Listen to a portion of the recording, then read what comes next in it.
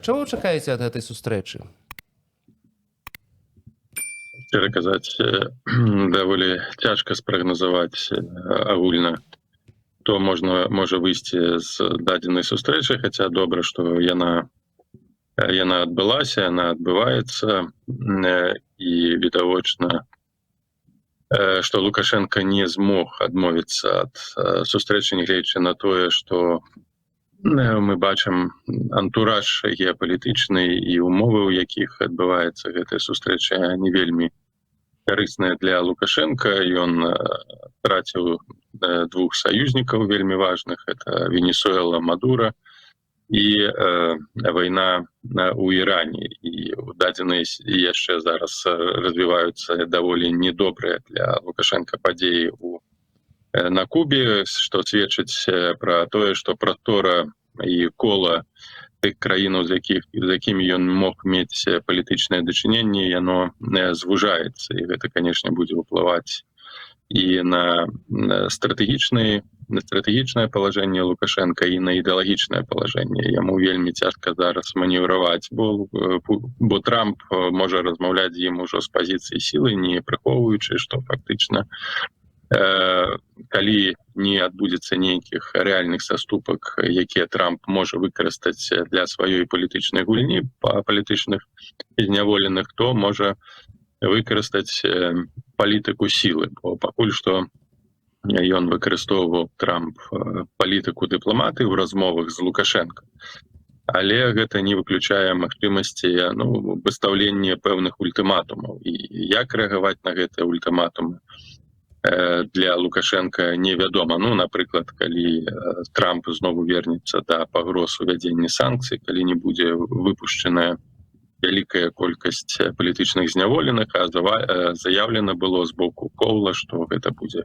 каля 1000 палітзняволеных. Фактычна ўсе тыя, хто афіцыйна унесены ў спіс палітзняволеных, павінны па меркаваннях і па спадзяваннях Коула, Келага, адміністрацыі Трампа быць вызваленыя. Але з іншага боку, канешне, для Лукашенко ісці на саступкі ў такіх умовах, гэта прадэманстраваць сваю слабасць, чаго зрабіць ён не можа, бо для яго прынцыпова важным заўсёды заставацца гаспадаром палажэння і дыктаваць умовы, а не выконваць умовы. Вось і будзем глядзець, як две псіхалагічныя дактрыны і падыходы сутыкнуцца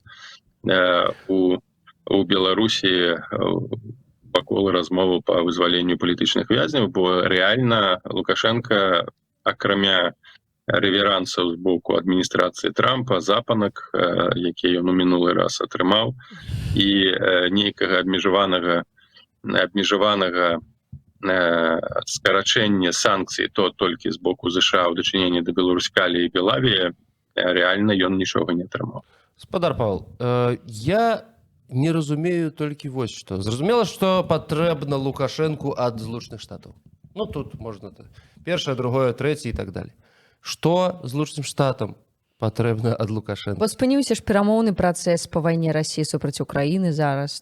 Палітзняволеныя, не смешыце мяне. І пра гэта і казалі самі амерыканцы, што гэта, як яны там сказалі? Гэта не іх прыярытэт. Пабочны эфект. Да, пабочны эфект. Што ім яшчэ патрэбна? Давайте разделять, что потребно Трампу и что потребно Злучаным Штатам. Тут гаворка вядзецца перш за ўсё пра тое, што патрэбна Трампу. Трампу патрэбна ўсё ж таки на фоне поўнамаштабнай вайны ў Іране, у якую Штаты ўсё болей і болей зацягваюцца, і нават Трамп неаднакратна патрабаваў,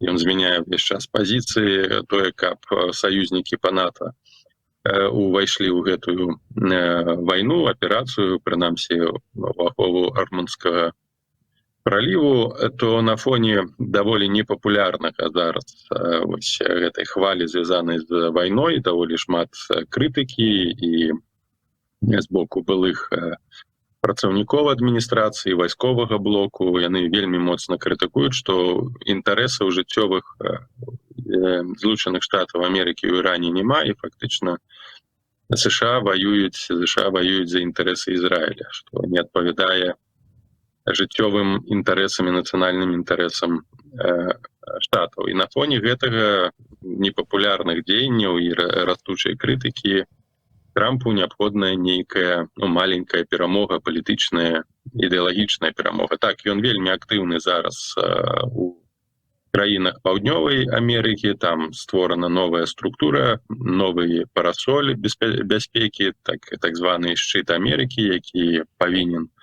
змагацца з наркакартэлямі. Гэта рэалізацыя дактрыны Трампа Монро, як папулярна зараз казаць у Штатах.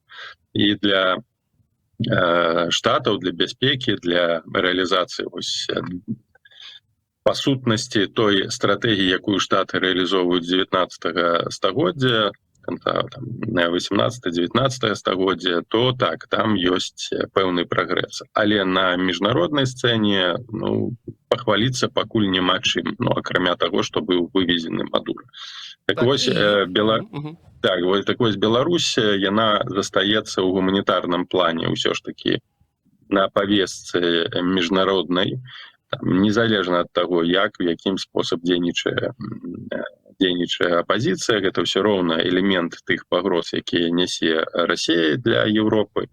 Гэта гібридная аперацыя, ўсё ж такі гуманітарны крызіс, звязаны з вялікай колькасцю палітзняволеных, з працяглымі рэпрэсіямі. Так вось, вырашыць, выцягнуць, скажем так, 300, 500, 600 за один дзень, гэта ж інфармацыйная нагода. Гэта будзе гаворка на тыдзень. На тыдзень будуць казаць пра поспех амерыканскай палітыкі ў пытанні Беларусі, вызваленні палітычных вязняў, і на тыдзень, прынамсі, усе забудуцца пра Іран, што б там не адбывалася. Усе медыа будуць сусветныя абмяркоўваць так ці інакш, хочуць яны, не хочуць. Гэта будзе падзея даволі важная. Вы лічыце, гаспадар Павел?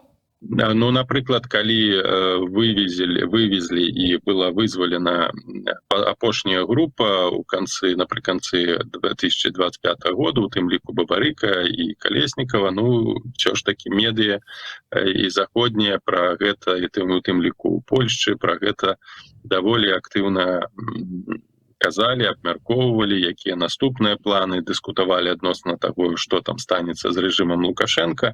А калі будзе вызвалена ўсё ж такі медыальным вялікая колькасць палітычных вязняў, там, ўжо не бяруся казаць, якая колькасць, але ўсё ж такі штаты спадзяюцца на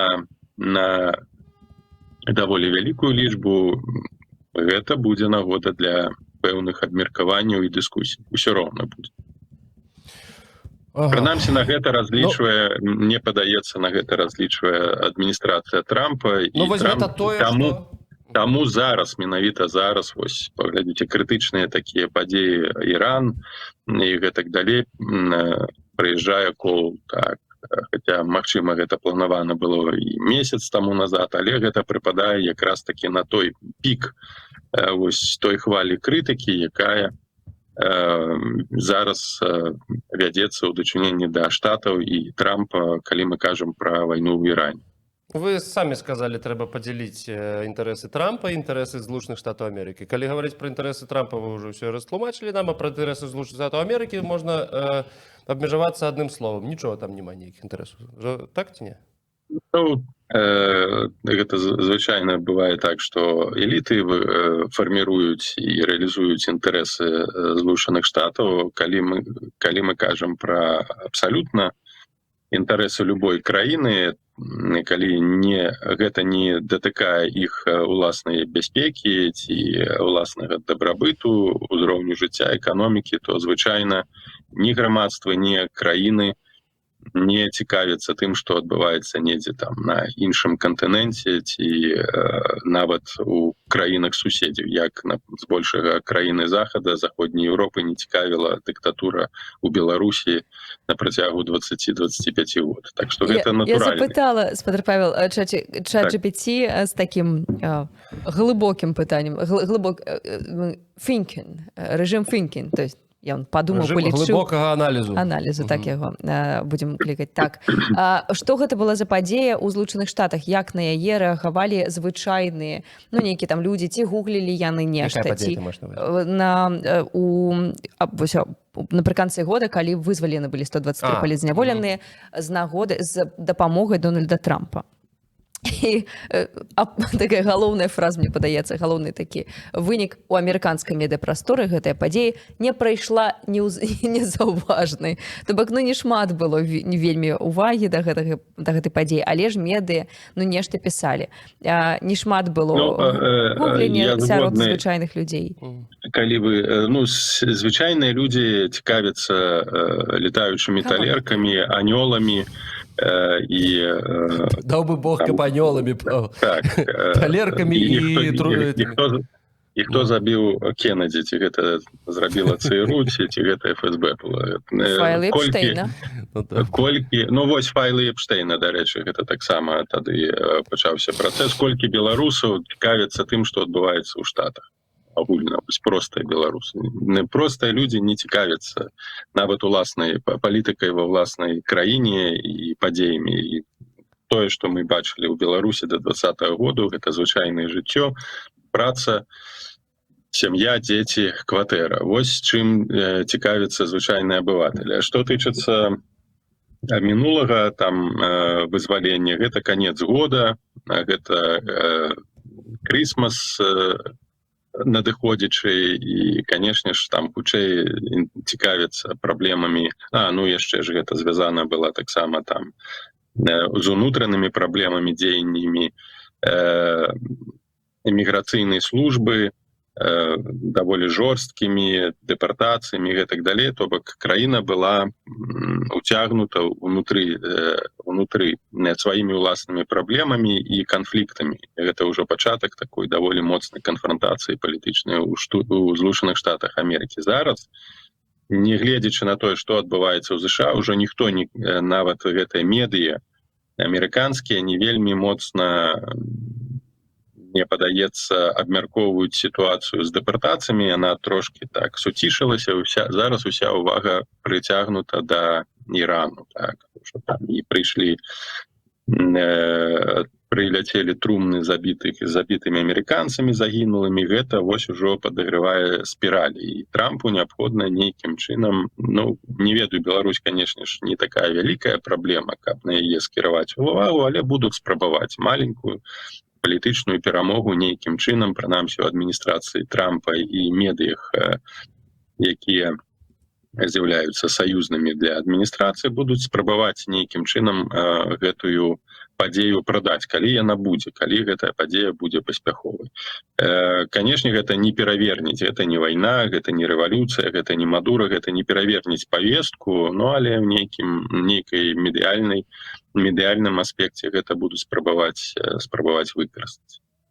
Слухайте, з'яўляюцца кадры ўжо першыя, як сустракаліся Лукашенко з Колам. Я думаю, што мы можам паказаць гэта, паслухаць, але я зараз працытую тое, што ўжо вынесена ў паблік з гэтых перамоваў, і мне падаецца гэта вельмі цікавым.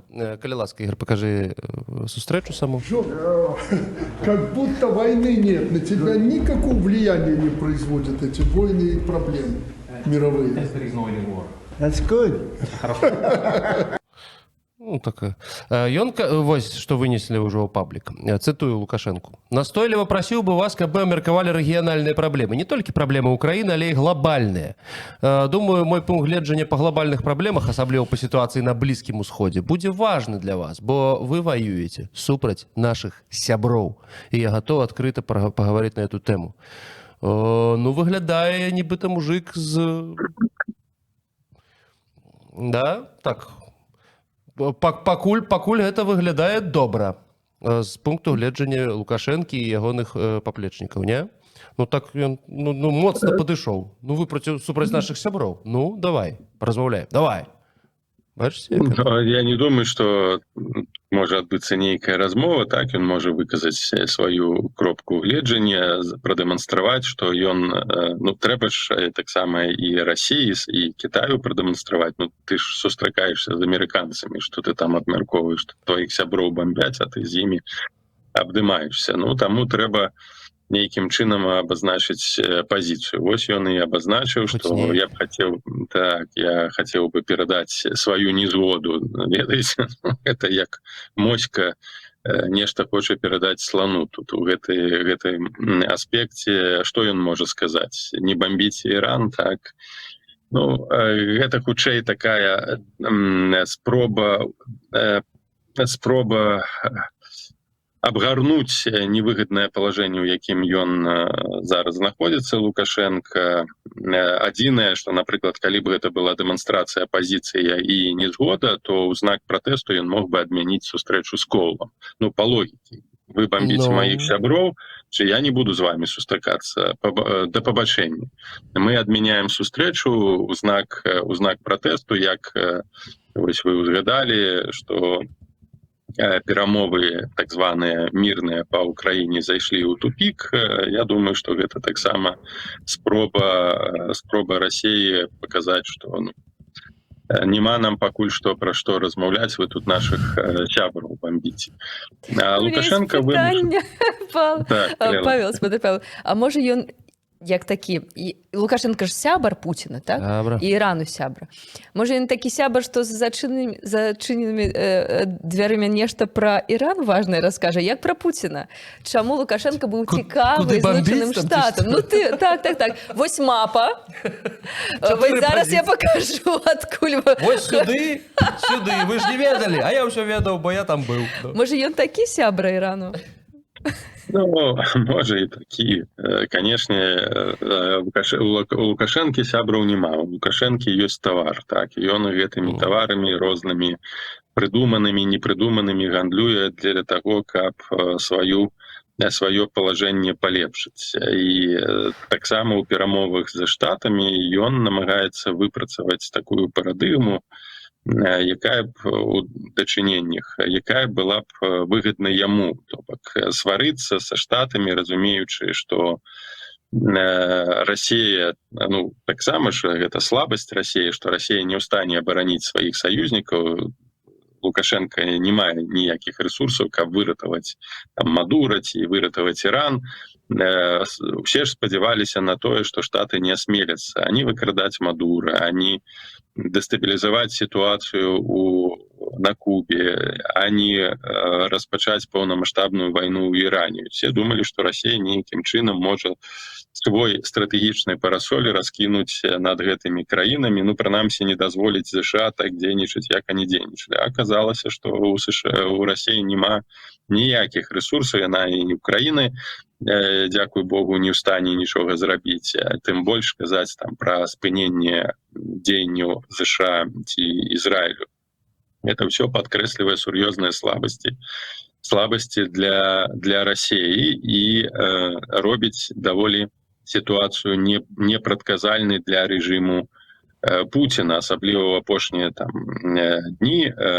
Вы ўжо там казалі пра свабоду інтэрнэта ў Беларусі ў параўнанні з Расіяй. У Расіі насамрэч уводзіцца гэтая праграма МАКС, яна абавязковая, адключаецца інтэрнэт, Telegram, WhatsApp, іншыя месенджеры, і гэта выклікае ўжо нават незадаволенасць сярод Z-блогераў, што па сутнасці фронт паваліўся. Дарэчы, гэта я вельмі просто цікавая скончу, тэма. я закончу, а вы потым, каб не збіцца з думкі. І вось на фоне слабеючай нібы пазіцыі Расіі Лукашенко разумее, што трэба вельмі асцярожна весці сваю справу з Штатамі, прынамсі не сварыцца, прынамсі захаваць акно магчымасцяў у дачыненні, калі сітуацыя ў Расіі зусім пагоршыцца, ну, каб быць такім умоўна больш-менш пазітыўным партнёрам для Штатаў, каб атрымаць у перспектыве нейкія гаранты, ну, прынамсі таго, каб яго не вывезлі як Мадура.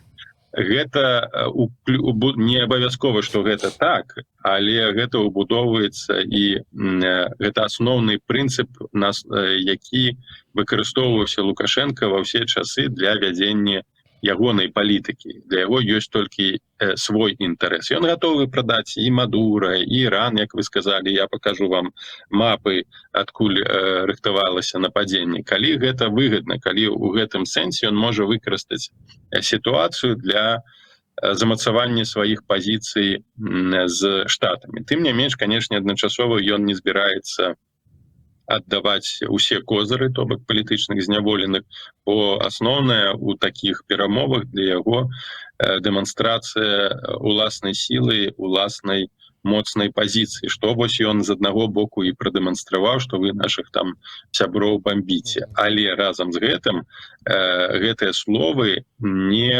выражаюцца ў дэманстратыўную канфліктную пазіцыю і палітыку ў дачыненні да штату. Яшчэ раз падкрэслю, калі бомбять ваших вораги, ваших сябров, вы з імі не сустракаецеся і не абдымаецеся. Ну, тут такая попытка попросту захаваць твар. Так, гэта вось абсалютна вось гэтая сустрэча паказвае і псіхалогію, псіхатып, і аснову палітыкі Лукашенка выбраць выгадную для сябе пазіцыю, нават калі там усіх разбамбяць сяброў. Галоўнае захаваць самога сябе і адначасова не паказаць слабасць. Марин, есть тебе яшчэ пытанне по Беларусі? Вы хотели нешта задаць? Я зараз да расейцаў перайду. Любімая тэма Павла. Давай, конечно. Ну добра, тады вось тое, што да таго, што зараз абмяркоўваюць у расійскай інфапрасторы, гэта юрыст, гэта блогер Ілья Ремесло, на прозвішча Ремесло, і ён у сваём тэлеграм-канале пачаў выкладаць нейкія дзіўныя рэчы. Ну вось адна з такіх, давайте паглядзім разам. И еще знаете, друзья, какой парадокс? Посмотрите, если бы Путин действительно окружал себя людьми, которые его критикуют, которые не боятся ему говорить правду, которые компетентные, они просто воруют деньги, то он бы гораздо эффективнее мог бы воевать, допустим, на той же Украине, да? Он мог бы много чего сделать, там укрепить свою власть и так далее. Патріотычны блогер, але зараз ён крытыкуе моцна Пуціна, выкладае вось такія картинкі, напрыклад, паглядзіце, калі ласка. О. Put him on trial. Ну, trial – это суд. То бок ён просто закликае да суда над Путиным.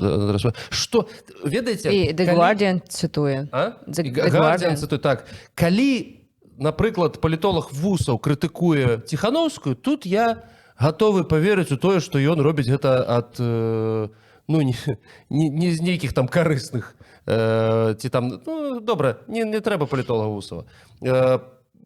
Блогер Петрухін. Ну, і крытыкуе. Але вось такія типы, як гэты Ремесло, давольна ўплывовы тип, ну, ён наўрад ці будзе штосьці рабіць без дазволу кагосьці. Разумееце? Вот что вы думаете на этот конт? Что там, раскол? Не пагажуся адносна того, што той бок, Z-блогеры, это могуць рабіць з нейкіх карысных інтарэсаў, з больш часам... Але з дазволу. Я разумею, пра што вы, часам гэта здараецца, але не заўсёды. Чаму? Таму, што радыкалізацыя грамадства ў Расіі, такое фашыствуючаяся такая радыкалізацыя, калі яны, рускія вайскоўцы, там не вайскоўцы, Z-блогеры гатовы там катаваць, гвалціць, забіваць, яны робяць гэта сыходзячы і апраўдваюць гэта сваёй уласнай нейкай ідэалогіяй. І вось такая матывацыя радыкальная на сталінскія рэпрэсіі, на чысткі, яна вельмі моцная, і гэта не ўпершыню праяўляецца, калі людзі, паверыўшы ў тое, што Расія гэта крыніца шчырасці, чысціні, антыфашызму і гэтак далей, і што мы гатовы за гэта ўсё паміраць, за гэта паміраць і гатовы забіваць іншых. А тут аказваецца, што ёсць дзесьці там наверсе здраднікі. І паглядзіце, што адбылося. Першым, хто пачаў моцна крытыкаваць Путіна ў даволі жорсткіх інтанацыях, быў Стрэлкоў Гіркін. І гэта пачалося дзесьці ў 2023 годзе напрыканцы 22 году, калі стала ясна, што армія расійская не другая армія свету, а нейкая такое працоўна-сялянская і не ў стане ваяваць эфектыўна, што все раскрадзена. Вось ён быў адзін з тых, хто пачаў жорстка крытыкаваць менавіта Пуціна. Тут кажуць, што Пуціна тачыў там сябе карупцыянерамі, а той таксама пра гэта, дакладна пра гэта казаў, апынуўся ў вязніцы. Так, там, яшчэ Дагэтуль сядзіць. здзіўлены, што яшчэ жывы. Наступны крок, вельмі моцна радыкальны, гэта быў Прыгожин. Той же 2023 год, марш на Москву, і за Прыгожиным, безумоўна, стаял не сам Прыгожин, за ім стаялі генералы у таксама ФСБ, хутчэй ГРУ, і вайсковыя генералы кажуць пра Суравікіна, так, які фактычна крышаваў гэты працэс. Суравікін адказваў, ввогуле камандаваў усёй гэтай так званай спецаперацыі. І што мы маем? Мы маем разуменне. Гэта людзі не выступаюць за мір, гэта людзі не выступаюць за перамовы з Украінай, гэта людзі не выступаюць за дэмакратыю, гэтыя Z-блогеры. Яны выступаюць за радыкальную правую шавіністычную рэвалюцыю, абвінавачваюць у правале Расіі Пуціна, і што трэба моцны правадыр кшталту Сталіна, які усіх закатае ў асфальт, у тым ліку і Пуціна. І вось гэтыя людзі больш небяспечныя для Пуціна, чым... І робяць яны гэта шчыра. Яны не... Магчыма, так, я згодны з вами, што яны матывуюцца настроямі ў сілавых структурах. Думаю, што сярэдняе звено ФСБ, афіцеры у войску расійскім, асабліва тыя, хто прайшлі праз так званую СВО і бачаць, што генералы раскрадаюць. Вось недавно там арыштавалі намесніка былога міністра абароны Шойгу.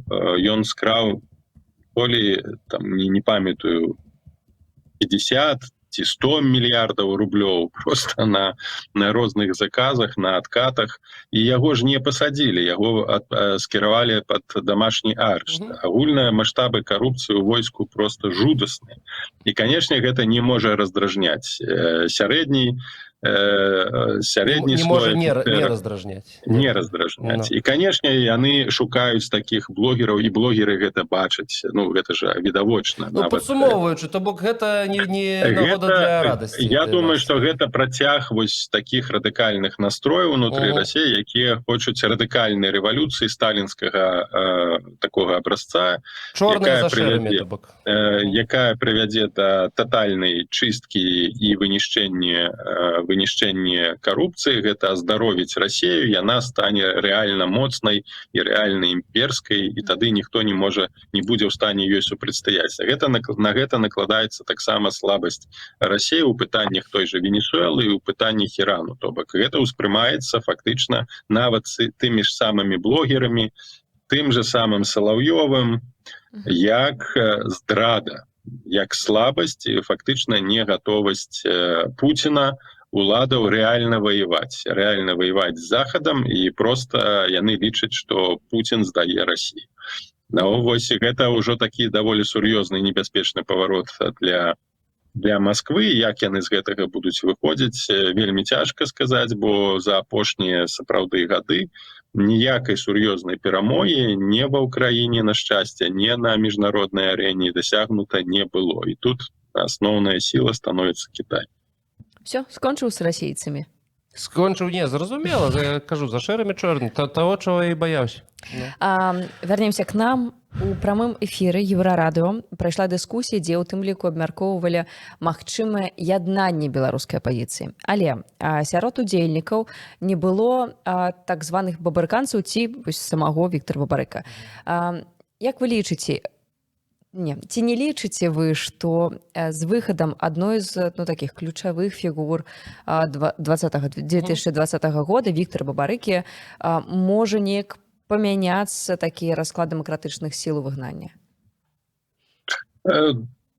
Калі мы кажам пра тую праграму, гэта была толькі дыскусія праграму Рэспубліка, вы узгадалі дыскусія адносна стану рэчы ў апазіцыі. Тут не ішла гаворка пра нейкае стварэнне нейкага аб'яднання, былі прысутныя розныя бакі, якія выказалі свой погляд на сітуацыю не вельмі аптымістычную, калі мы кажам пра апазіцыйныя структуры. Канешне, выхад як і Ціхановскага, калі вы памятаеце, як радыкальна ўсё памянялася ад скандалаў, ад спадзяванняў вялікіх да вялікіх скандалаў, і па сутнасці абярнулася нічым пакуль што. І абярнулася канцэпцыяй фінляндызацыі, якая яшчэ больш выклікала крытычнае стаўленне да Ціхановскага і Пракоп'ева. Што тычыцца Бабарыка, так, таксама даволі закладаліся вялікія чаканні з выхадам Калеснікава, з выхадам Бабарыка. Потым гэтыя чаканні былі вельмі хутка асцюжаны і выказваннямі і самой Калеснікавай, і Бабарыка, якія таксама выклікалі шмат і здзіўленняў і пытанняў і адносна 20-го году, і пост 20-го году. Прапанова нармалізацыі з рэжымам Лукашенка, трэба дамаўляцца. Не, на сённяшні дзень не бачу ніякіх пасылаў на тое, што радыкальна зменіцца палажэнне і канфігурацыя сіл розных у апазіцыйным асяроддзі, бо пакуль што Бабарыка прапануе толькі адзіную канцэпцыю. Гэта не жорсткага падыходу да рэжыму Лукашенка і змагання з ім, а пошук кампраміса. Гэта звязанае часткова, магчыма, і з тым, што сын яго ўсцяж знаходзіцца ў вязніцы. Другі момант, што пакуль што акрамя Бабарыка і, магчыма, Калеснікавай, ніякай іншай палітычнай структуры, платформы за Бабарыкам не існуе, і нават я не бачу такога нейкага ідэалагічнай еднасці і сумеснага дзеяння Калеснікавай і Бабарыка. І мне падаецца, Калеснікава неяк ввогуле намагаецца трымацца здалёк ад палітычнай дзейнасці. Пакуль што плану ў іх нават ніякага рэальнага няма ў сэнсе будавання, фарміравання структуры. Пакуль што нават заяваў такіх не было. Я думаю, што ў бліжэйшы час няма чаго чакаць, і з прычыны таксама таго, што і грамадства трошкі расчараванае агульнай дзейнасцю і не гатовае переключацца на новыя праекты, бо ўжо даволі шмат рэсурсаў было інвеставана у тыя праекты, якія ўзніклі пасля 20-го году. Ёсць вялікая стомленасць, расчараванне ў гэтых умовах пабудаваць эфектыўную структуру, якая будзе рабіць што? На пытанне пакуль яснага адказу на пытанне, што вы збіраецеся рабіць, якое было зададзенае ці павісла ў паветры у стасунку да Віктора Бабарыка, адказу на гэтага пытання няма. Можа, вы ведаеце, ці ёсць адказ на пытанне, што ён збіраецца рабіць. Пакуль што ездзіць на канферэнцыі, на сустрэчы, але нейкай стратэгіі ўласнага дзеяння, праграмы, падыходаў, што рабіць, фарміраванне структураў няма. Яны нават адмовіліся, хаця я не лічу, што гэта неправільна, ад удзела у каардынацыйнай радзе, то бок яны займаюць пазіцыю такую чакання, ацэнкі склаўшайся сітуацыі, магчыма, праз месяц, можа, праз два выйдуць з нейкім праектам. У Ціхановскага ёсць праект з Пракоп'евым, прынамсі, такой каля-палітычны праект. У Бабарыка і ягонай каманды, я не ведаю, ці ёсць у яго ўвогуле каманда, пакуль не бачна. Такога праекта, такой прапановы для беларусаў, прынамсі, ў замежжы няма. Пакуль што Бабарыка змяняе сваю ідэалагічную абалонку, спрабуе перафарматаваць свае погляды на палітыку і на геапалітыку, але казаць пра нейкую структурызацыю дзейнасці я гэтага не бачу. Пакуль што. Зразумела, так, зразумела. Пакуль і няма. Ну. Ну, вось пытанне так напрыканцы гэтай тэмы, ну, ад глядачкі, сколько можна устраивать бульбасрач, может, пора объединяться, враг один, а як Так, а вы дзе тут увогуле бульбасрач? ставіцеся, не, ну, паміж апазіцыяй, паміж апазіцыйнымі арганізацыямі, ну, глядзі, ну, часам бывае, бо у медыапрастор не такі велізарны, як у расійцаў. Ну, не Дзякуй за ведаю. гэта усім агентам уплывання, я маю на ўвазе, не агентам КДБ, агентам уплывання на дэмсілы. Але ж як вам падаецца, ці ўвогуле магчыма? Ну вось калі у Віктара Бабарыка ну неяк ну, адбудзецца нейкая партыя, калі вось збярэцца нейкая каманда, вось у нас будзе офіс Іллі Ціханаўскай, так, у нас ёсць аддзельна Марыя Калеснікова, у нас будзе Віктар Бабарыка, у нас ёсць Зянон Пазняк, у нас ёсць яшчэ некалькі такіх установаў ці асобаў, якія, можа, пажадаюць быць такімі гэтымі агентамі ўплывання на будучую дэмакратыю Беларусі. Як вам падаецца, ці магчымы ўвогуле нейкія такія, ну, ці магчыма дасягнуць нейкай дамовы паміж Еднасці. Я ўжо не кажу пра еднасць, але ж дамовую. Я ўжо некалькі разоў адказваю на гэтае пытанне, і каб на яго адказаць, трэба ўсё ж такі перш за ўсё адказаць на пытанне, чаму адзінства, якое ўзнікла пасля 20-го году, распалася.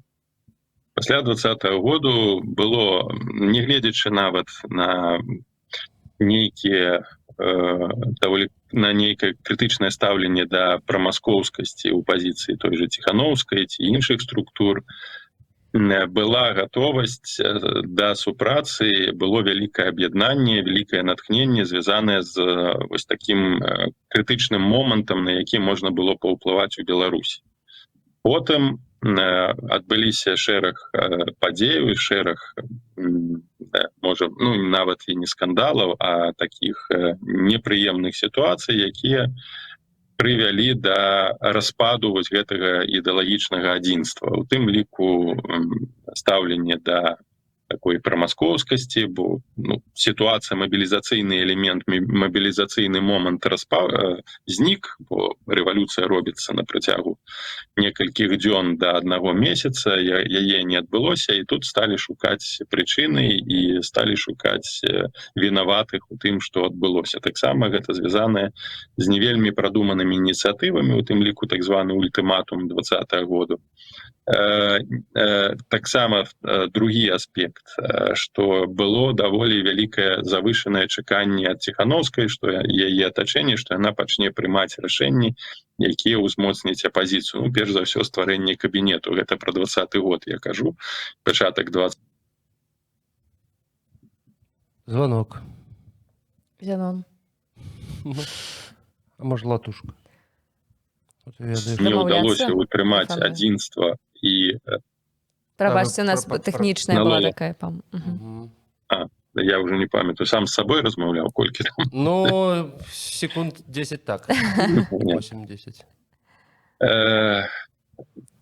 То бок, без вырашэння тых сістэмных праблем, якія ёсць унутры статуснай апазіцыі, то бок офіса Ціханаўскай, кабінета Ціханаўскай, вся праблема ў тым, што чамусьці тыя структуры агульна беларускія, якія павінны прадстаўляць беларусаў, яны чамусьці прадстаўляюць Ціханаўскую. І падбудованы пад Ціханаўскую. Офіс Ціханаўскай, кабінет Ціханаўскай, пакуль структуры зарыентаваныя на тое, каб працаваць на падтрымку вобраза і так званага лідарства Ціханаўскай, і яна абсалютна адзіны нібы прадстаўнік Беларусі, канешне, гэта будзе выклікаць нежаданне і крытычны падыход. У тым ліку, перш за ўсё, з боку тых людзей, якія ўжо маюць нейкі палітычны капітал. Я дадам, што у нас не было ніякага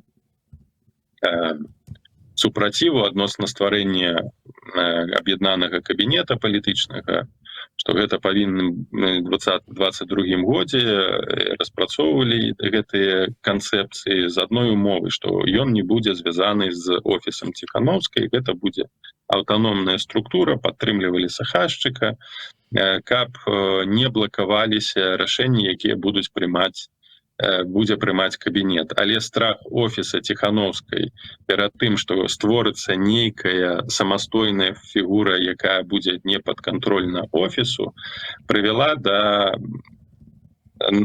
саботавання працэсу і стварэння кабінету як самастойнай адзінкі як такой, і па сутнасці у перспектыве прывяло яшчэ да большых праблем. Гэта і прызначэнне Зарэцкай, гэта і план так званы перамога, які потым Ціхановская назвала вялікай памылкай, гэта і пытанні і праблемы з пашпартам. Таму сістэмных праблем і праблем кіравання гэтымі структурамі апазіцыйнымі так шмат, што любое аб'яднанне немагчымае, бо гэты працэс будзе сабатавацца і хамавацца якраз такія людзьмі, якія знаходзяцца ў атачэнні Ціхановскай, якія не жадаюць, каб на працэсы палітычныя і на дзейнасць апазіцыі ўплывалі іншыя асобы ці ўдзельнічалі іншыя асобы. І гэта праблема аб'яднання не ў тых структурах, пра якія вы сказалі, оно агульна немагчыма, але нейкай такой магчыма каардынацыі дзеяння не ляжыць у гэтых структурах, там Пазняк, Усаў ці Бабарыка і Пол Каліновскага, а ў офісе Ціхановскай. Ну, зразумела. У офісе Ціхановскай. Я вам, напрыклад, такі прыклад прывяду. Гэта падзеі 2 гады таму Пол Каліновскага арганізаваў канферэнцыю «Шлях да волі», зараз яны перафарматавалі яе, куды запрасілі ўсіх і запрасілі падпісаць мемарандум. Мемарандум просто, які не быў абавязковы, але гэта такая агульная дэкларацыя. І запрапанаваў падпісаць гэты мемарандум кабінету, офісу, яны адмовіліся. Зараз сітуацыя цалкам змянілася, Пол Каліновскага існуюць пэўныя праблемы, канешне, не думаю, што будуць нейкія там паперы, дакументы падпісваць, але гэта прыклад. Вось палітычны дакумент, палітычная дэкларацыя, якую варта было падпісаць усім, як пачатак, можа быць, іншага вялікага працэсу. Тым не менш, офіс і кабінет рабіць гэта адмовіліся. Таму яшчэ раз падкрэслю, пакуль не зменіцца фармат дзейнасці офіса і кабінета Ціхановскай у фармат дзеяння офіс і кабінет беларускай дэмакратыі ці дэмакратычнай супольнасці, казаць пра набліжэнне нейкага ці перафарматавання дзейнасці, агульнай дзейнасці апазіцыі на карысць агульнанацыянальнага інтарэсу, бо ёсць на сённяшні дзень толькі адзін інтарэс Святланы Ціхановскай. Няма іншага інтарэсу, няма інтарэсу нацыянальнага інтарэсу Беларусі. Так вось, пакуль не перафарматуецца бачанне функцыянавання кабінета і офіса і самой Ціхановскай, казаць пра кансалідацыю і нейкае паразуменне ў межах апазіцыі немагчыма.